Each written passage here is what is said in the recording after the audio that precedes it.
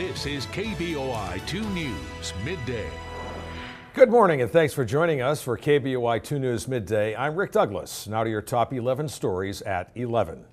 Several people in Caldwell this morning are looking for a place to live after a fire at an RV park. Luckily, they were not inside the RV when a fire broke out around midnight.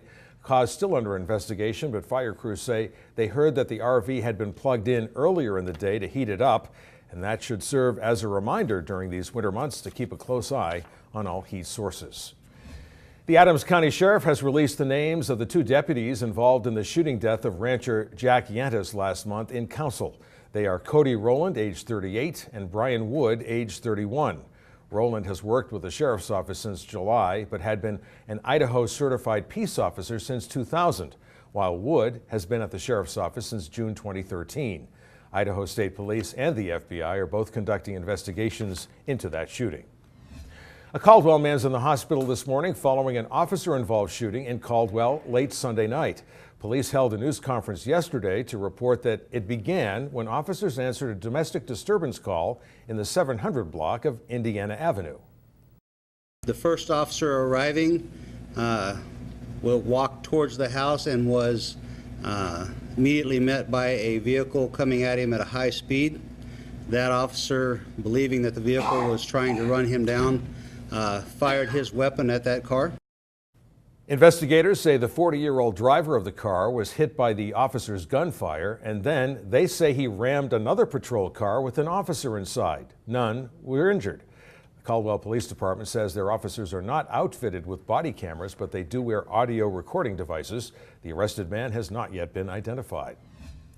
Some noisy nights ahead for residents and hotel guests near the Meridian Interchange. Tomorrow night and again on Thursday night, crews will grind concrete along I-84 between the interchange and the Locust Grove overpass.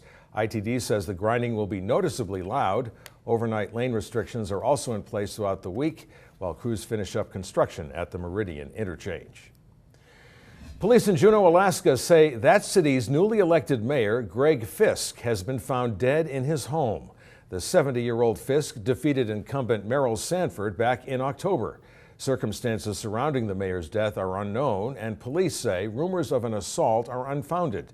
Until his election, Fisk had been a fisheries consultant. In Baltimore, jury selection continues today in the trial of one of 6 officers charged in the death of Freddie Gray. Demonstrators gathered on the streets of Baltimore calling for justice. Officer William Porter faces manslaughter and other charges for his alleged role in the incident last April. In business news this morning, Volkswagen reported a stunning 25% drop in U.S. sales in November.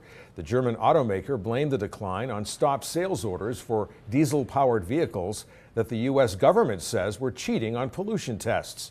The VW brand sold just under 24,000 cars last month, compared to almost 32,000 in November last year. Boise's Broadway Bridge is getting ready for a big makeover. Construction on a brand new bridge will begin in January. During the closure, drivers will have to use the Park Center Bridge to get around the roadwork. The new bridge will include 3 lanes in each direction and full bike lanes. Accommodate not only vehicles traveling over the bridge, but also people who want to walk over the bridge and cyclists. Today's bridge does not meet today's standards. Crews will be working around the clock to finish the new bridge by next fall. Construction is slated to start shortly after the new year, but ITD is already putting out maps and holding public meetings, including one scheduled for tomorrow night. We now know the cause of a fire that severely damaged a home yesterday morning on East Jefferson.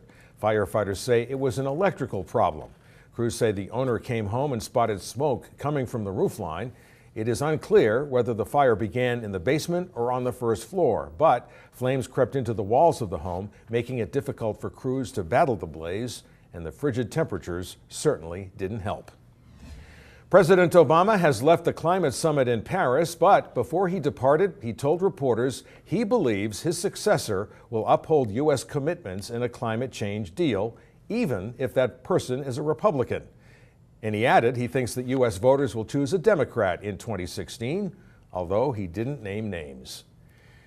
Meanwhile, in Beijing, China, the air pollution is so bad today, schools were ordered to keep students indoors. The record-breaking pollution soared up to 35 times safe levels, and visibility fell to several hundred yards, enveloping the capital's skyline in a smoky haze. The pollution spike is a stark reminder of China's environmental challenges as President Xi Jinping joins other world leaders at that Paris climate conference.